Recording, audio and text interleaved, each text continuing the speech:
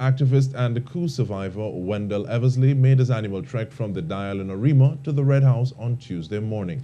Mr. Eversley said he does this so the government can fully recognize the day of the attempted coup, which took place on July 27, 1990.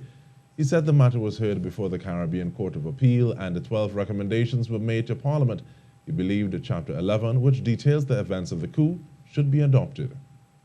Today, as I walk from here to the Parliament, I do hope that the Honorable Prime Minister, because he's the head of the executive, he have the authority.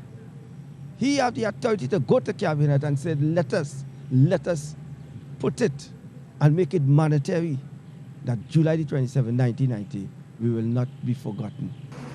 Many people, including former MP Leo Des Vignes, was murdered that day by a group of insurrectionists who stormed the Red House and the Trinidad and Tobago television network. We must remember those who lost their lives. We must remember the pains, that the suffering of the hostages in TTT, the hostages in the Red House, who are alive today, who go through trauma, even when this day come, and to see that the government do not care about us. So I'm begging again, Chapter 11 must be implemented. When he arrives at the Red House, Mr. Eversley will meet with the Speaker of the House and the President of the Senate to lay a wreath at the eternal flame. 31 years have elapsed, but the painful memories of the dreadful events of the 1990 attempted coup remain seared in the minds of those who were front-row witnesses. This according to President Paula Mae Weeks.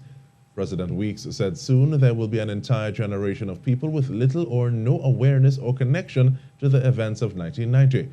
She stressed that it is important to preserve this part of the country's history. In 2018, she called for a proper and fitting annual national observance to commemorate the attempted coup, and today she renews that appeal. President Weeks said such a commemoration would help to avoid the romanticization of those events and paint them for what they were, an unjustified and heinous grab for power which robbed the innocent of their lives, rights, peace, and livelihoods.